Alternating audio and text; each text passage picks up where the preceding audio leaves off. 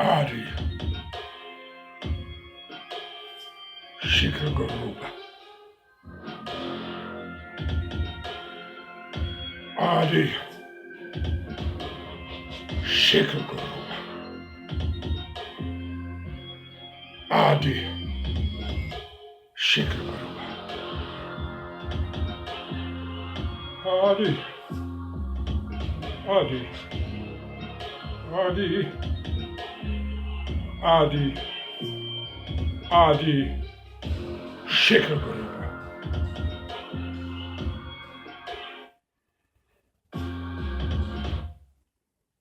Greetings, my human friends. This is Rudolf of Germany, the tall white alien again. I spoke in my last video about not to blame for every single failure in your life the cabal or the elite or the shadow government, as you may call them. Elusive beings in a small number holding the strings of mankind. Well,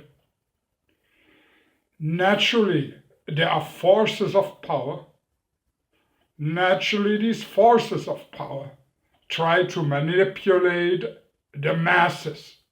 Try to manipulate the masses in a way so that the masses function well in their interests. This is a fact, and I never disputed this. What I tried to tell you in the last video was something else. That despite the fact that the surroundings are trying to manipulate you through the press, through any kind of media, through schools, through churches, to politics, in any possible way, the world around you, the world of men around you is trying to manipulate you, so for their own advantage, you still should have enough get up and go, enough self-confidence, and enough esprit to realize these facts and take your life into your own hands, knowing who is trying to manipulate you. Listen to the voices and see that they are wrong, and find your very own unique life. Be successful. Success does not necessarily mean you have to follow the mainstream, make a lot of money, and prove that you can be like anybody else who is somewhat successful in the terms of society. No. This means simply that you find your own very unique way of living and fulfill that what you are supposed to fulfill. And this is nothing else than living after your own merits of your own way of life, enjoying your life and creating things which you very personally think they're important for you. And if nobody in this world ever will give you credit for that, that's just fine. You did your thing, you believe what you do is right, and that's all I am speaking about. And now I would like to speak about something very different.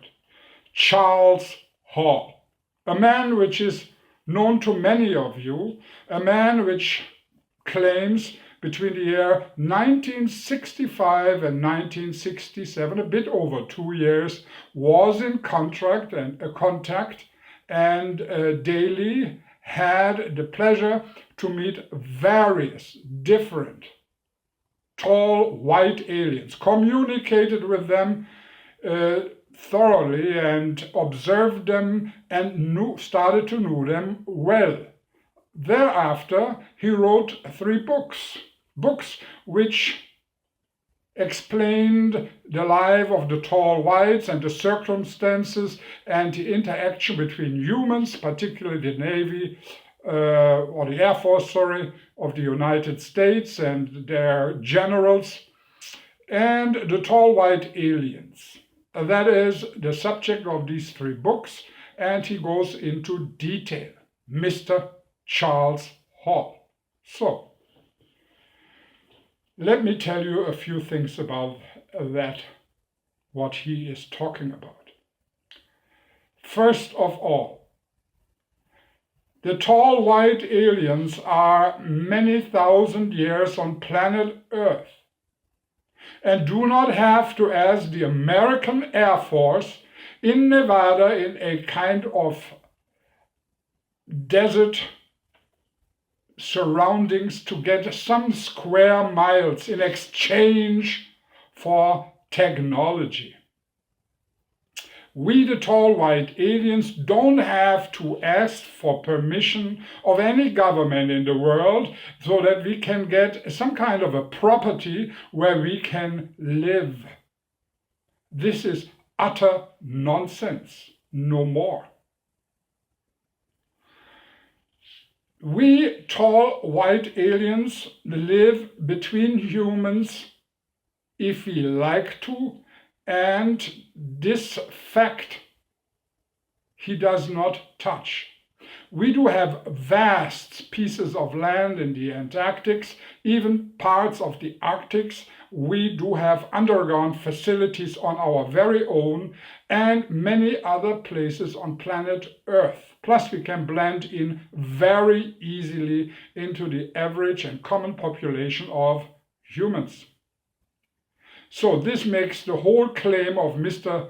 Charles Hall that the American government was so kind to give us, the tall white aliens, some square miles of land if we only are willing to give them our highly advanced technology.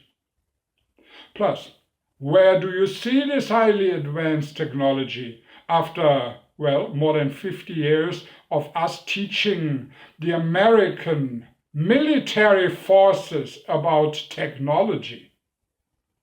Do we teach them how to build better bombs, better airplanes, better ships, so they can run over other countries? Certainly not. Plus he claims that the average tall white alien lives up to 700-800 years.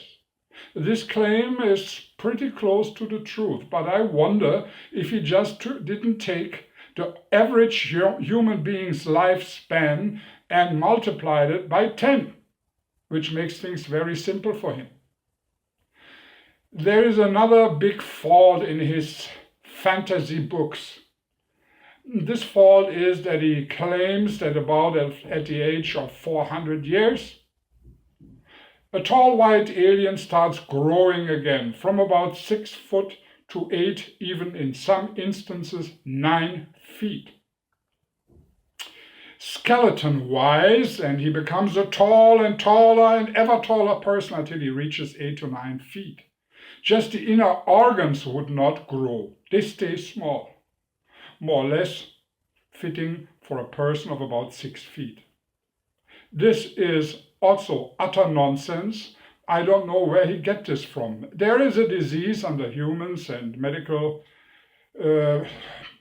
people know about it, that people start at an age of about 40 to grow certain body parts, for example the thumb.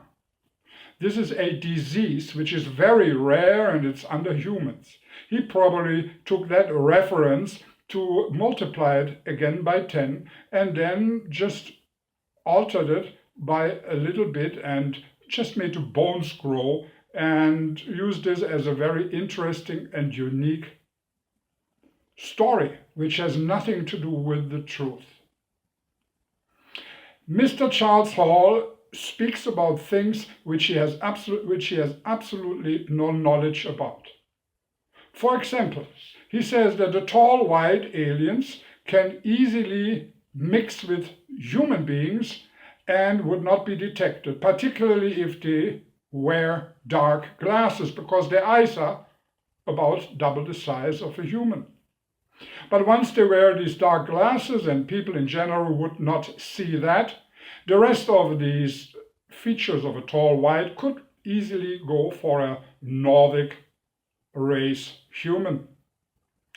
And such tall whites, they would then try to do something for their entertainment and go to Las Vegas in the casinos and play there. Enjoy playing all kinds of blackjack and roulette and what have you in order to have some fun, as he calls it. Well, these ideas can only come from an American, of course. How can a tall white alien, which is, intellectually wise, so much advanced, go into a casino and spend nights over there, trying, for whatever reason he would have gotten some money, trying to win a little bit of more money in such a brainless game? There again, you catch this guy, Charles Hall, as talking utter nonsense. We, the tall white aliens, do not go into casinos to spend our time. We have better things to do than that. Even some highly developed humans would never touch the ground of a casino because they see how silly and dumb it would be to go to a casino to lose and lose and win a little and lose again and win a little. Many humans are much too smart to do so. And the tall white aliens, you can be assured, would even do none of this at all.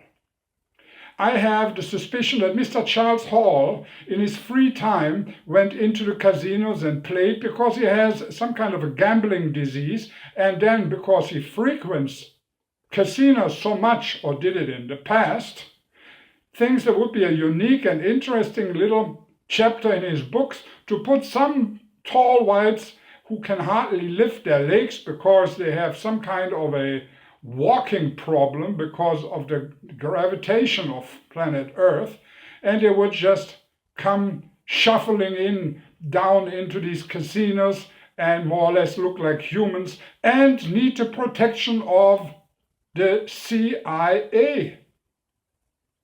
The CIA would go into the casino, sit around the tall whites and watch them play blackjack, poker, or anything of this nature.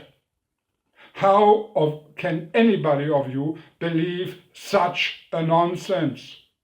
Plus, some of our spaceships have a hard time adjusting to the atmosphere and the magnetic forces of planet Earth, and we would finally, in some cases, crash because we are too stupid to land our aircrafts. No, my dear friends, Mr. Charles Hall has never seen in his life a tall white. Why? Because people like him, who make some entertaining books, we have absolutely no problems with it. We wouldn't even read one of them. I never read one. I just saw a report about it. Mr. Charles Hall should enjoy writing books and playing with his fantasy, and many people should read it and enjoy it. But please, one thing, don't believe one word. Rudolf of Germany.